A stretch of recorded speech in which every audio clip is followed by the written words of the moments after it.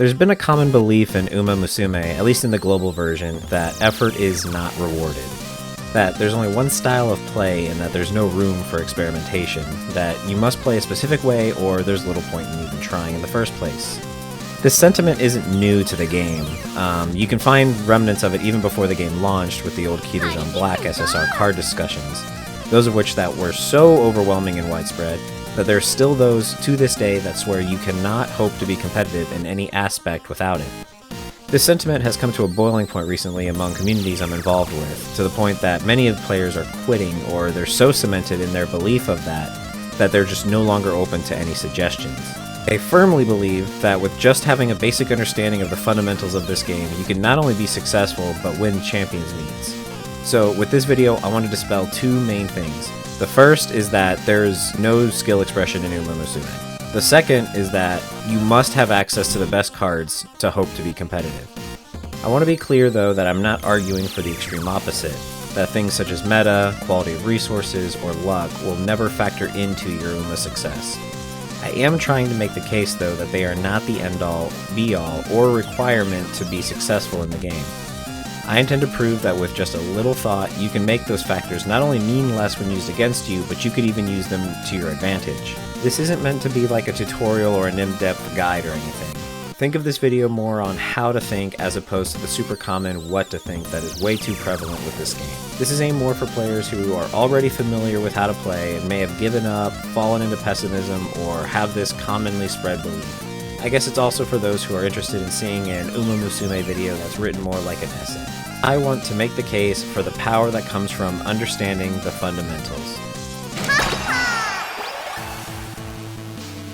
Fundamentals generally refers to the foundation of something, the basics that must be solid to effectively build off of. In regards to Umamusume, there are, in my opinion, just three basic aspects that, if you keep them in mind, you will find success even without digging deeper into the mechanics of the game. The first one is to look at the course map, the second one is to look at your Uma's unique traits, and the third is to select cards that can cater to both of those aspects. These seem really simple at a glance, right? But for most, probably that first one is the one that sticks out. However, that first one will direct how you're going to think about the next two. So let's look at each one of these a little more in depth in order, and then afterwards we'll run through a real-world example I have from the global version Sagittarius Cup 2026.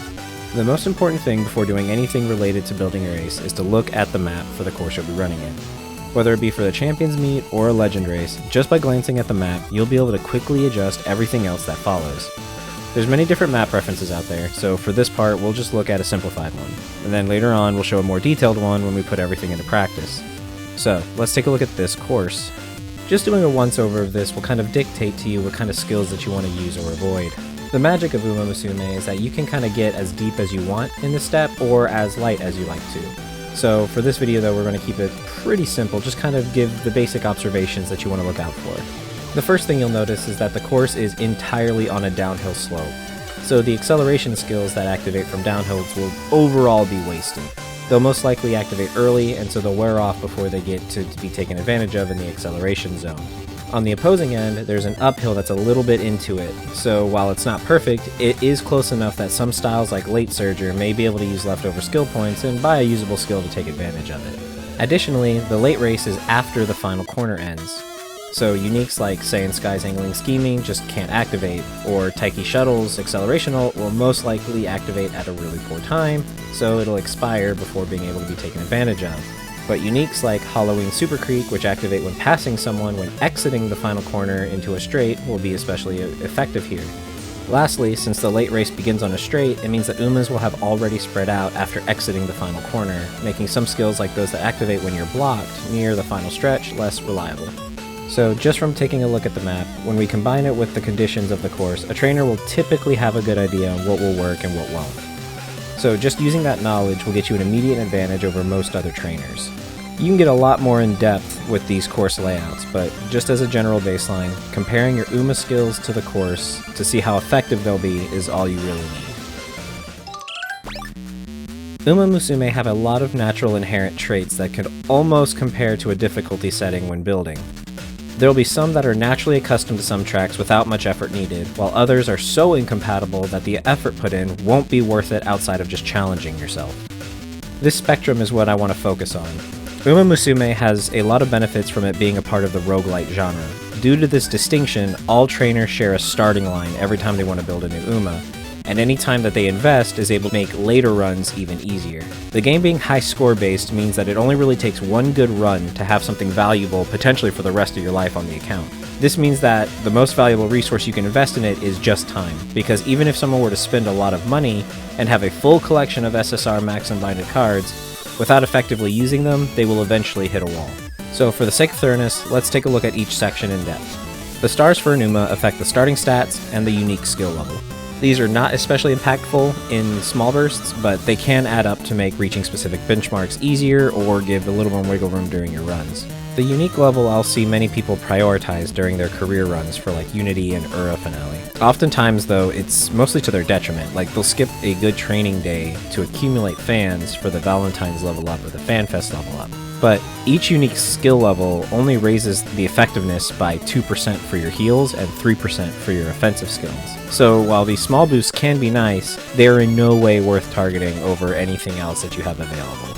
You'll find though, as you get more familiar with optimizing your career runs though, you'll more naturally reach those level ups without having to actually think about it, such as when targeting some of the Uma's secret events, or using poor training days to get skill points from races rather than racing to chase fans. Potential levels only do one thing. They will give you immediate access for full price to a skill without needing a card to hint it. So you can take a look at an Uma's list of skills from potential level ups, and if it's not one that you would buy yourself, there's no downside to just not spending the resources.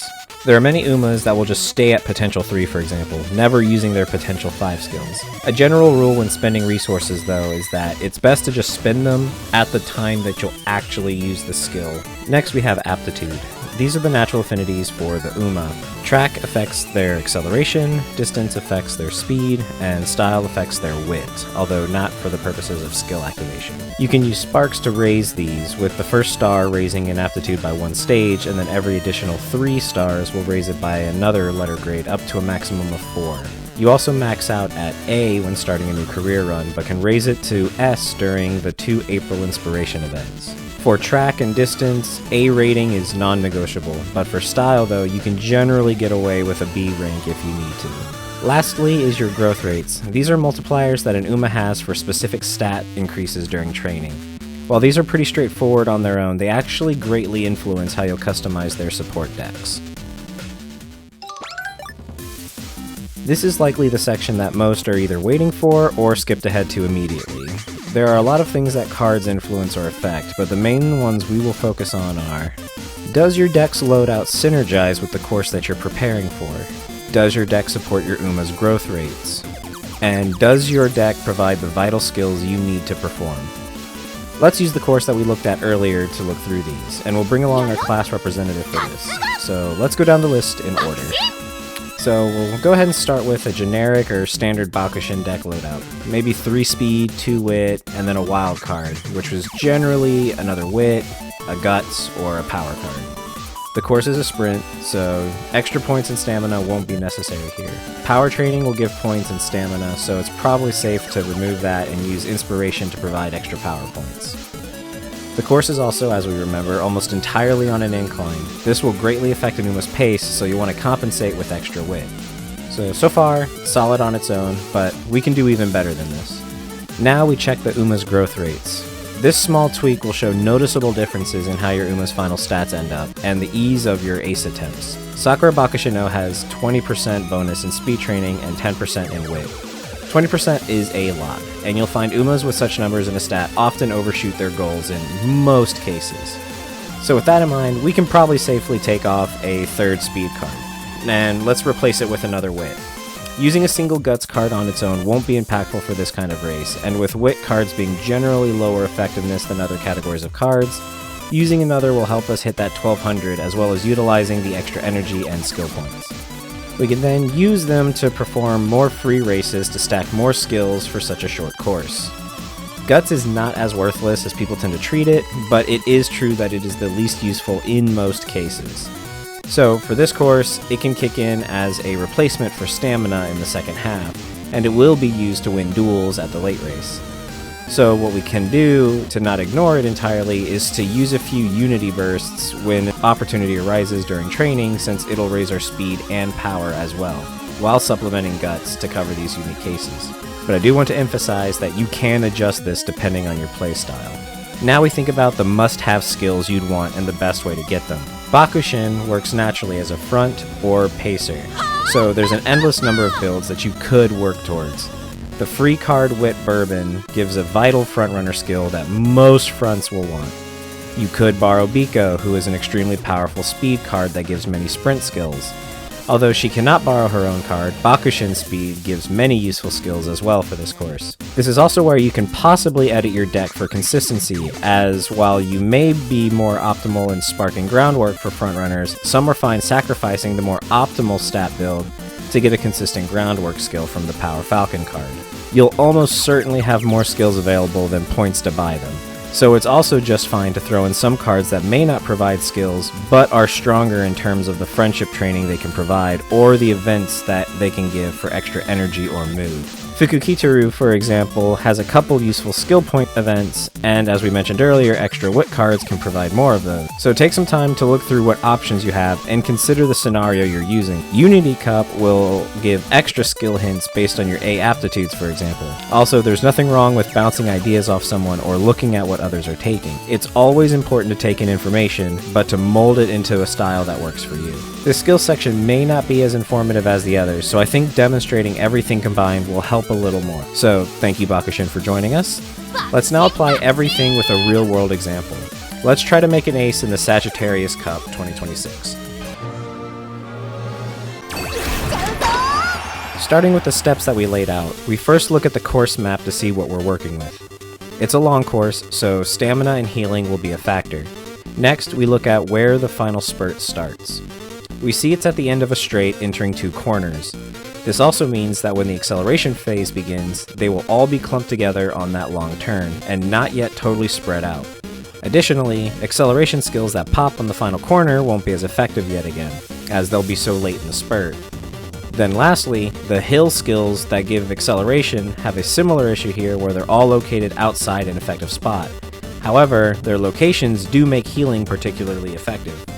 So we need three main things: acceleration that activates at the start of late race under these conditions or if in a crowd, we need enough healing to survive the longer track, and then we need a lot of speed to take advantage of the longer final spurt than most courses tend to have. So now we have a couple basics to keep in mind for each style when trying to prep for this cup.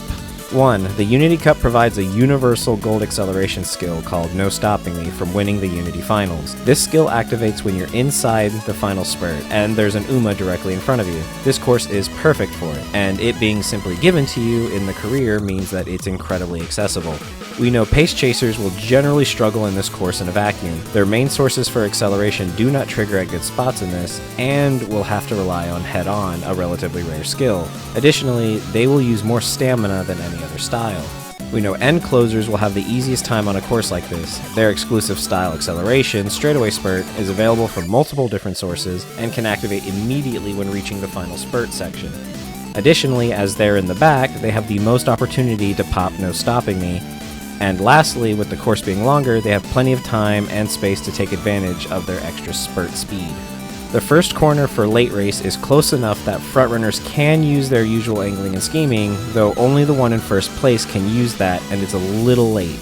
This critical detail is something to keep in mind. So just by glancing at the map and doing a quick skim, we've gleaned a lot of information and now we can apply it. We've eliminated skills that won't help us and have in mind a basic understanding of how the styles generally can apply from just a little brainstorming from some basic observations. Some of this could even not be totally optimal or on point, but it doesn't have to be to give us some inspiration or direction. So now let's pick an Uma for our ace. Here are the ones I personally have access to that are naturally adept with long courses.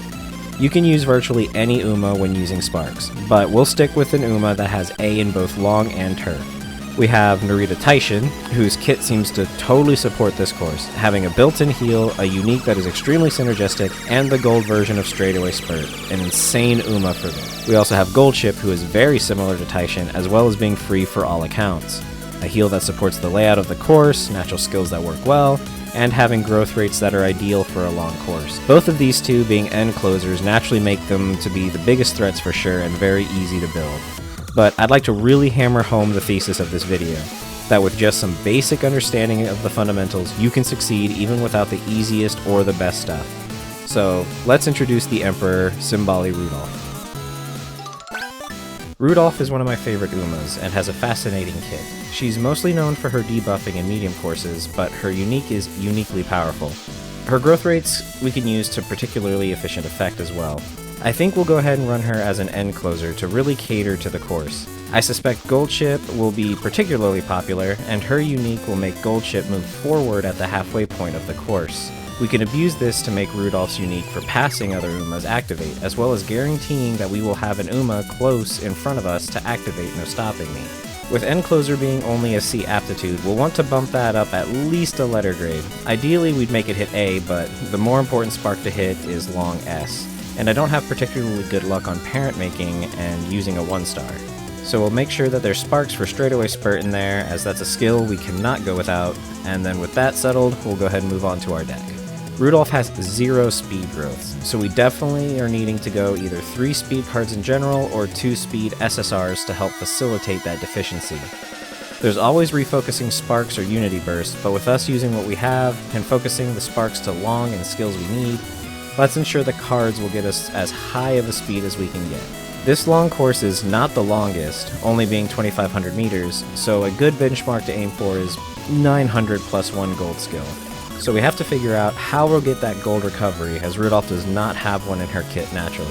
So let's take advantage of her 20% growth rate in stamina and omit stamina cards altogether. We can borrow someone's Rice Shower power card for swinging Maestro, and then take Amazon SR for her higher than average training along with end closer skills like another chance at Spurt or Savvy to make up for the reduced wit from our B rank if we don't roll an A. So with one more slot left, I opted to take R Rico. I don't own the SSR, and we're already using our borrow for Rice Shower.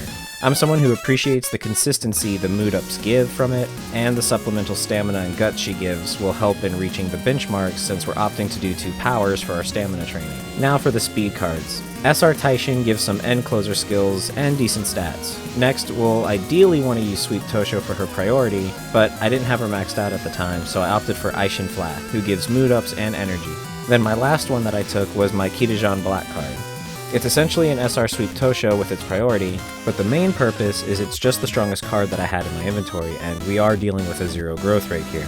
If you had a Sweep Tosho SSR, that would be much preferred due to the Spurt chance, or even a Biko Pegasus that gives more speed than Kitajan Black does. If you wanted to copy this deck and don't have an SSR speed card, you could, instead of borrowing Rice Shower, borrow an SSR speed Sweep Tosho for the Spurt chance, or Biko for the speed stat, and then find another gold heal such as a Rah Rah Guts, or stamina welfare card like Rice Shower or McQueen. Or if you have them, you could do Power Vodka, or replace Rico with Super Creek. So now to summarize what we're aiming for.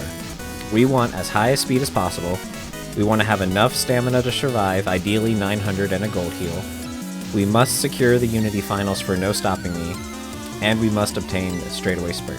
Then we want as much wit as possible to raise the odds of our vital skills popping, and then anything after this is just a bonus. With this foundation, we should see success against most opponents. Before we see how our Uma performs, there's one aspect I'd like to touch on that is often overlooked in Champions meets, and that's team composition. You're allowed to bring 3 Umas to a cup race, and as that's something that is in your control, you should use that as you can to your advantage. This kind of thing will vary a lot from person to person and cup to cup, but here's a few quick examples just to kind of get your mind thinking. 2 frontrunners and 1 other style. This composition allows your frontrunners to overtake each other to push them further ahead. A runaway style Uma, though, would ruin the frontrunners, so you have a powerful backup to take advantage of the 2 frontrunners being brick, possibly with a passing skill like with a Late Surger. Pace Chaser and 2 Late Surgers. Late Surgers have the largest range in performance due to most of their skills being powerful but heavily luck-based on activating, from needing to pass somebody, to being surrounded, to being blocked, to a specific position, etc.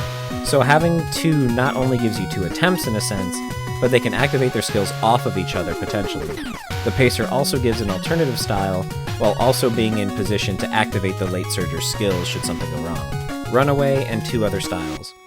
Runaway is a difficult style to play as, but you can take advantage of that in many different utility ways.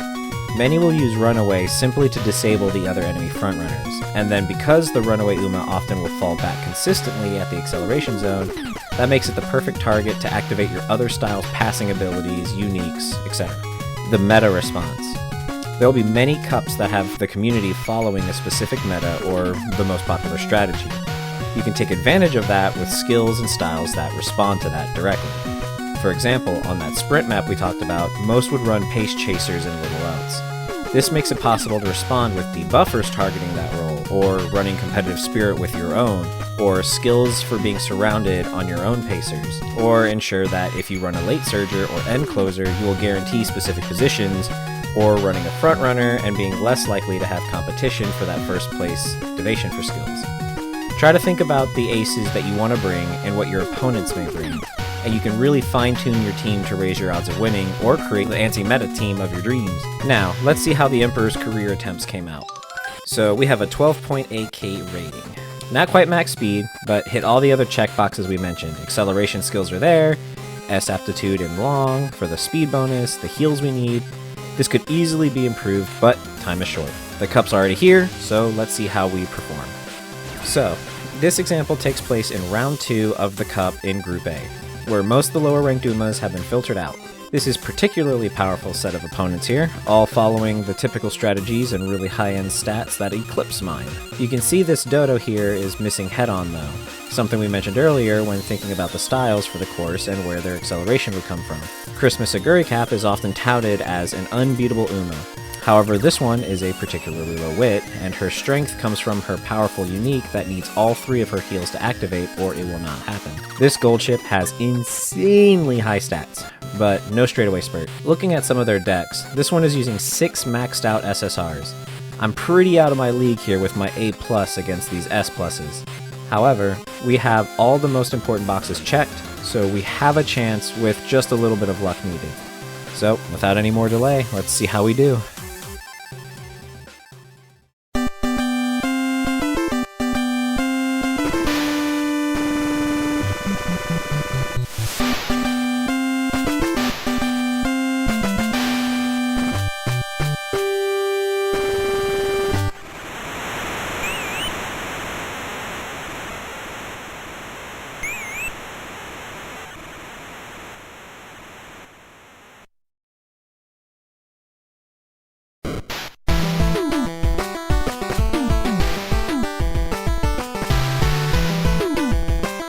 One rule worth mentioning, for those who might not know, is if there is no frontrunner in a race, then whatever the nearest style is, a random Uma will be selected to be the frontrunner. However, they will keep all of their traits for their normal style. So it's a very powerful bonus that you could take advantage of in a cup like this where everyone will be using end closers.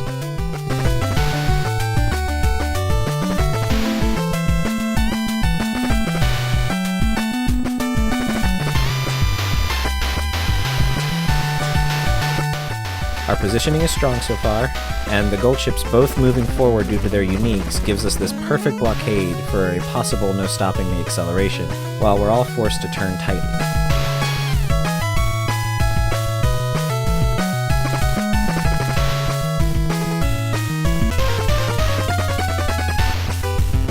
Looks like that low wit made the enemy's gold chip no stopping me activate late, coincidentally off of Rudolph passing her. We had a fortunate inside turn, so we didn't lose as much distance as the other Umas from that final turn, and now my unique will activate, and it'll be a test of the acceleration reaching our respective top speeds.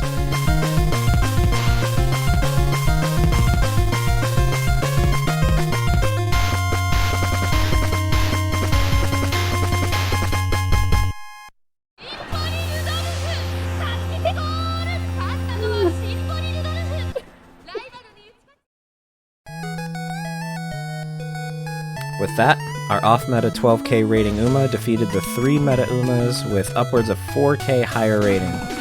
Missing that vital acceleration skill gave us just enough to reach our speed faster and keep the lead just enough to where they could not pass until after the finish line. Our deck of 3 SRs, 1 R, and 2 SSR overtook a full deck of 6 maxed unbound SSRs. This video I hope will be useful for some people. I often see many give up before even reaching the starting line when it comes to Umamusume. So I really wanted to make this video with some of the general ideas and advice I would give to friends of mine. You don't need a lot to succeed in this game, and it is so rewarding for players who think outside of the box. While it is easier for those who spend a lot or have the best stuff, they still have to take advantage of those resources. Simply spending a little bit of time can do so much in closing any perceived gap you may have comparing yourself to other players. Try to build some parents with important sparks you'd want. An easy habit to go into is, on average, there's 3 weeks between cups. Spend that first week to just do a few parent building runs. Then on the next 2 weeks, you can try out any ace attempts to see how they go. Then adjust your decks and parents based on how you're doing. With enough experience, these things will become second nature to you and you will see results follow. Anyway, I hope this video was interesting or informative. I really wanted to push back on the narrative I see so often and have made so many people quit. While there will be new scenarios released and the way Umas are built will change, the concepts and basics here will always be static. Look at the map, think about how you want to build your Umas, and prioritize the most important things. You don't need a flawless Uma to win, just one that understands the fundamentals.